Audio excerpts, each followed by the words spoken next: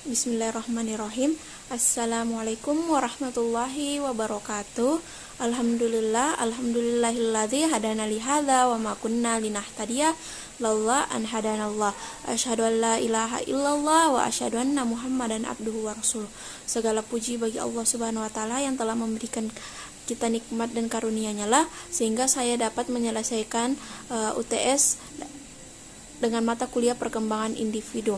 Salawat serta salam tak lupa kita sanjungkan kepada baginda Nabi Muhammad SAW yang telah mengantarkan kita dari era kegelapan menuju era yang terang menderang seperti saat ini. Baiklah, sebelumnya perkenalkan, nama saya Nur Aziza Aulia dengan NIM 220404502033 dari kelas BKA Universitas Negeri Makassar.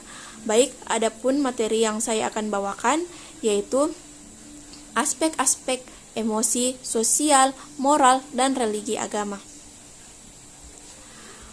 Pengertian dari emosi. Emosi adalah suatu respon terhadap suatu perangsang yang dapat menyebabkan perubahan fisiologis disertai perasaan yang kuat dan biasanya mengandung kemungkinan untuk meletus. Respon demikian terjadi baik terhadap perangsang eksternal maupun internal. Adapun karakteristik dan faktor emosi remaja. Karakteristik emosi remaja yang pertama itu periode pra-remaja. Selama periode ini terjadi gejala yang hampir sama antara remaja pria maupun wanita. Perubahan fisik belum begitu tampak jelas, tetapi pada remaja putri biasanya memperlihatkan penambahan berat badan yang cepat sehingga mereka merasa kegemukan. Gerakan-gerakan mereka mulai menjadi kaku. Perubahan ini disertai sifat kepekaan terhadap rangsangan-rangsangan dari luar. Responnya biasanya berlebihan sehingga mereka mudah tersinggung dan cengeng, tetapi cepat merasa senang atau bahkan meledak-ledak. Yang kedua itu periode remaja awal. Selama periode ini, perkembangan gejala fisik yang semakin tampak jelas adalah perubahan fungsi alat-alat kelamin. Karena perubahan alat-alat kelamin serta perubahan fisik yang semakin nyata ini, remaja seringkali mengalami kesulitan dalam menyesuaikan diri dengan perubahan-perubahan itu. Akibatnya, tidak jarang mereka cenderung menyindir sehingga tidak jarang pula merasa terasing, kurang perhatian dari orang lain, atau bahkan merasa tidak ada orang yang mampu mempedulikannya. Kontrol terhadap dirinya bertambah sulit dan mereka cepat marah dengan cara-cara yang kurang wajar untuk meyakinkan dunia sekitarnya.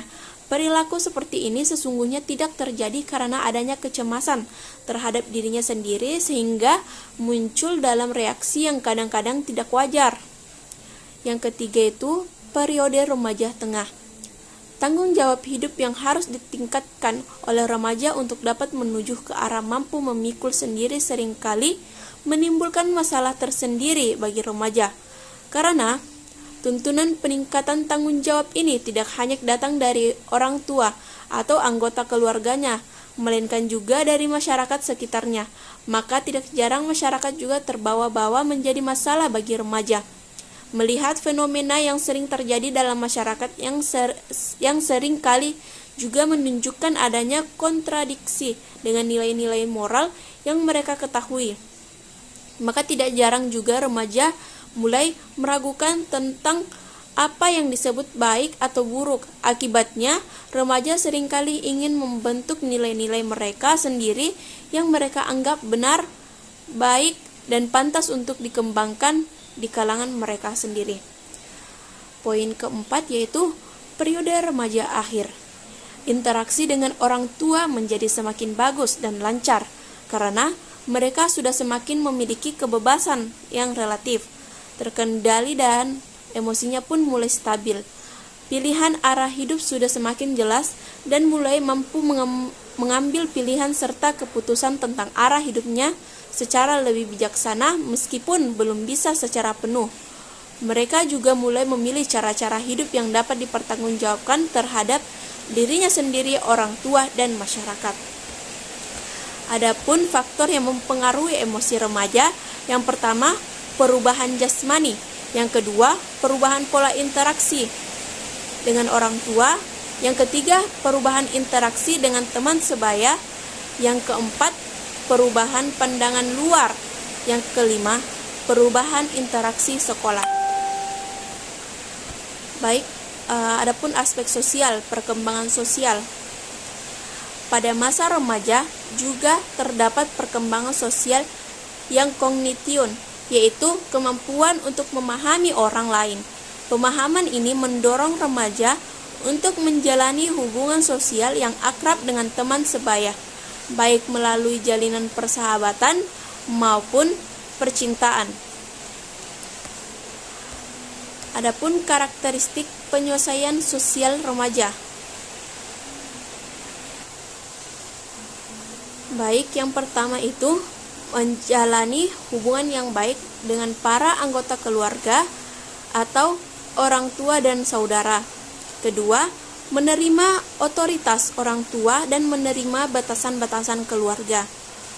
Ketiga, bersikap respek atau menerima peraturan sekolah. Keempat, berpartisipasi dalam kegiatan-kegiatan sekolah. Kelima, menjalani persahabatan dengan teman-teman sekolah. Keenam, bersikap hormat kepada kepala sekolah, guru, dan staf lainnya. Ketujuh, mengakui hak-hak orang lain. Kedelapan, memberikan simpati dan respek terhadap nilai-nilai hukum, tradisi, dan kebijakan-kebijakan masyarakat. Lanjut, aspek moral. Perkembangan moral adalah suatu pengampunan dalam pertimbangan moral yang menggambarkan dengan jelas sikap yang benar atau salah terhadap komitmen personal dalam kesadaran legitimasi alternatif kompetisi. Proses perkecambahan moral pada remaja secara gradual mengalami perubahan dari perkembangan yang lebih otoriter menjadi kurang otoriter, seiring dengan perkembangan aspek kognitif dan kepribadian. Aspek religi. Karakteristik religi merupakan karakter yang paling utama yang harus dikembangkan kepada anak sedini mungkin, karena ajaran agama mendasar setiap kehidupan individu, masyarakat, bangsa, dan negara, khususnya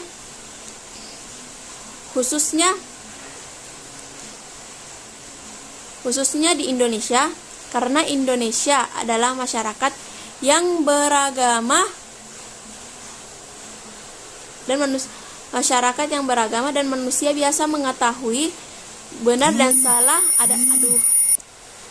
karena Indonesia adalah masyarakat yang beragama dan manusia bisa mengetahui benar dan salah adalah dari pedoman agamanya. Baik, adapun perkembangan agama yang terjadi pada remaja terjadi dalam beberapa aspek. Yang pertama itu pertumbuhan mental dan spiritual. Gagasan dan konsep dari keagamaan yang dibawa oleh kaum muda sejak kecil tidak lagi begitu menarik. Sifat kritis ajaran agama mulai berkembang. Selain mata pelajaran agama, mereka juga tertarik dengan mata pelajaran budaya, sosial, ekonomi, dan standar hidup lainnya. Dalam hal ini, agama ajarannya lebih konservatif dan mempengaruhi remaja untuk taat pada ajaran agamanya. Sebaliknya, agama-agama yang ajarannya kurang konservatif, dogmatis, dan sebagai liberal, mudah merangsang perkembangan jiwa dan cara berpikir pemuda untuk meninggalkan ajaran agama mereka. Masalah ini menunjukkan bahwa perkembangan semangat dan pengaruh spiritual pemuda agama mereka. Yang kedua itu perkembangan emosi. Emosi berkembang selama masa pubertas, perasaan sosial, etika, dan lain-lain. Estetika mendorong remaja untuk menjalani kehidupan yang bisa mereka jalani. Konteks kehidupan beragama cenderung mendorongnya lebih dekat gaya hidup religi. Ketiga itu aspek sosial. Pola keagamaan anak muda juga dibentuk oleh aspek sosial seperti yang ditemukan oleh Mons 2002. Perkembangan kondisi remaja berimplikasi pada perkembangan sosialnya. Yang kelima itu perkembangan moral. Perkembangan moral agama ini memegang peranan penting dalam jiwa agama. Beberapa orang berpendapat bahwa moralitas dapat mengontrol perilaku anak berkembang pada saat ini, agar ia tidak melakukan hal-hal yang meragukan dan bertentangan dengan keinginan dan pendapat masyarakat. Baik, lanjut. Tugas-tugas perkembangan masa remaja. Pengertian remaja. Remaja adalah transisi dari masa anak-anak ke usia dewasa. Menurut Gumantan Mahfud et al. 2021. Remaja adalah waktu manusia berumur belasan tahun. Seseorang remaja sudah tidak lagi dapat dikatakan sebagai anak-anak, namun ia belum cukup matang untuk dikatakan orang dewasa, dikarenakan ia sedang mencari pola hidup yang paling sesuai baginya, dan ini pun seiring dilakukan metode coba-coba, walaupun mulai banyak kelelahan. Adapun ciri-ciri remaja, Gunarsah dan Mupiare dalam menjelaskan ciri-ciri remaja sebagai berikut. Yang pertama, 1. Masa remaja awal. Biasanya duduk di bangku sekolah menengah pertama dengan ciri-ciri yang pertama, tidak stabil keadaannya, lebih emosional. Yang kedua, mempunyai banyak masalah. Yang ketiga, masa yang kritis. Yang keempat, mulai tertarik pada lawan jenis. Yang kelima, munculnya rasa kurang percaya diri. Dan yang keenam, suka mengembangkan pikiran baru, gelisah, suka berhayal, dan suka menyendiri. Kedua itu masa remaja madya atau pertengahan. Biasanya duduk di bangku sekolah menengah atas dengan ciri-ciri yang pertama, sangat membutuhkan teman. Yang kedua, cenderung bersifat narsistika atau kecintaan pada diri sendiri. Ketiga, berada dalam kondisi keresahan dan kebingungan karena pertentangan yang terjadi dalam diri. Keempat, berkeinginan besar mencoba segala hal yang belum diketahui. Dan yang kelima, keinginan menjelajah ke alam sekitar yang lebih luas. Ciri-ciri ketiga itu, masa remaja akhir ditandai dengan ciri-ciri pertama, aspek-aspek fisikis dan fisiknya mulai stabil. Kedua, meningkatkannya, berpikir realistis, memiliki sikap pandai yang sudah baik. Ketiga, lebih matang dalam cara menghadapi masalah. Keempat, ketenangan emosional bertambah, lebih mampu menguasai perasaan. Kelima, sudah berbentuk identitas seksual yang tidak akan berubah lagi. Dan keenam itu lebih banyak perhatian terhadap lembaga-lembaga kematangan.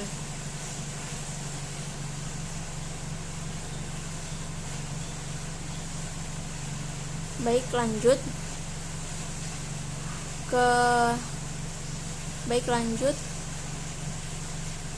Tugas-tugas perkembangan masa remaja. William Kay, sebagaimana dikutip, Yudrik Yahya mengemukakan tugas-tugas perkembangan masa remaja sebagai berikut. Yang pertama, mampu menerima keadaan fisiknya. Yang kedua, mampu menerima dan memahami peran seks usia dewasa. Ketiga, mampu membina hubungan baik dengan anggota kelompok yang berlawanan jenis. Keempat, mencapai kemandirian emosional. Kelima, mencapai kemandirian ekonomi. Keenam, mengembangkan konsep dan keterampilan intelektual yang sangat diperlukan untuk melakukan peranan sebagai anggota masyarakat. Ketujuh, memahami dan menginternalisasi nilai-nilai orang dewasa dan orang tua. Kedelapan, mengembangkan perilaku tanggung jawab sosial yang diperlukan untuk memasuki dunia dewasa. Kesembilan, mempersiapkan diri untuk memasuki pernikahan. Kesepuluh, memahami dan mempersiapkan berbagai tanggung jawab kehidupan keluarga. Lanjut, masalah tugas-tugas perkembangan. Adapun menurut Harlock 1973, ada beberapa masalah yang dialami remaja dalam memenuhi tugas-tugas tersebut, yaitu yang pertama, masalah pribadi, yaitu masalah yang berhubungan dengan situasi dan kondisi di rumah, sekolah, kondisi fisik, penampilan, emosi, penyelesaian sosial, tugas, dan nilai-nilai. Yang kedua, masalah khas remaja, yaitu masalah yang timbul akibat status yang tidak jelas pada remaja, seperti masalah pencapaian kemandirian, kesalahpahaman, atau penilaian berdasarkan stereotip yang keliru, adanya hak-hak yang lebih besar dan lebih sedikit kewajiban dibebankan oleh orang tua. Tugas-tugas perkembangan pada masa remaja yang disertai oleh berkembangnya kapasitas intelektual, stres, dan harapan-harapan baru yang dialami remaja membuat mereka mengalami gangguan baik berupa gangguan pikiran, perasaan, maupun gangguan perilaku. Stres, kesedihan, kecemasan, kesepian, keraguan pada diri remaja membuat mereka mengambil resiko dengan melakukan kenakalan menurut Fuhrman 1999. Baik, lanjut, upaya dalam menumbuhkan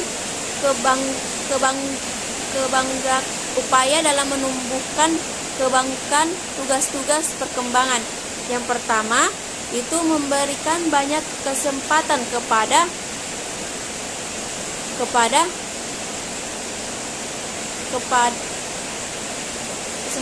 remaja untuk aktif dalam berbagai aktivitas sosial. Yang kedua, membantu mengarahkan peranan remaja sesuai dengan tugasnya. Yang ketiga, itu membantu remaja yang lambat perkembangannya melalui penjelasan yang dapat diterimanya. Keempat, itu membantu remaja untuk memilih lapangan kerja yang tepat dan sesuai dengan hak dan keinginannya. Intensitas kebutuhan tidak semua sama antara individu yang satu dengan yang lainnya, karena kondisi pribadi yang berbeda, situasi lingkungan yang berlainan, dan ada individu yang ingin segala kebutuhannya terpenuhi. Namun, kenyataannya banyak yang tidak terpenuhi. Dengan melakukannya upaya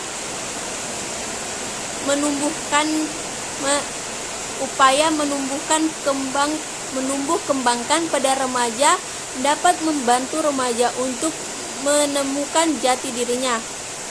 Dari uraian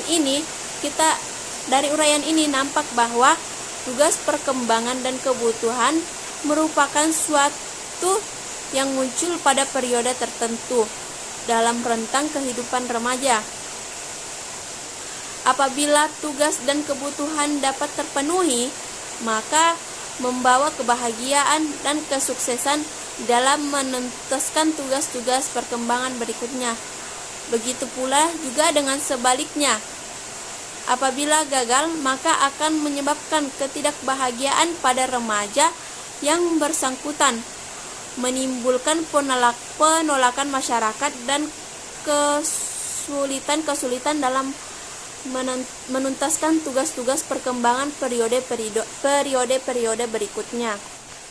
Jadi kita dapat simpulkan pada materi ini, yaitu masa remaja adalah suatu tahap dan perkembangan di mana terjadinya kematangan alat seksual dan tercapainya kemampuan produksi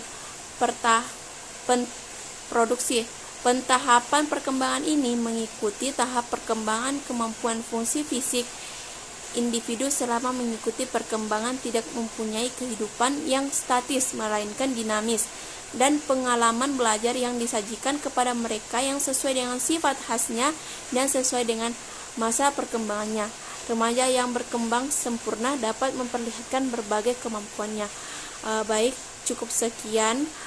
Saya selaku Nur Aziza Aulia mundur diri. Apabila ada kata-kata salah, mohon dimaafkan. Syukran. Wassalamualaikum warahmatullahi wabarakatuh.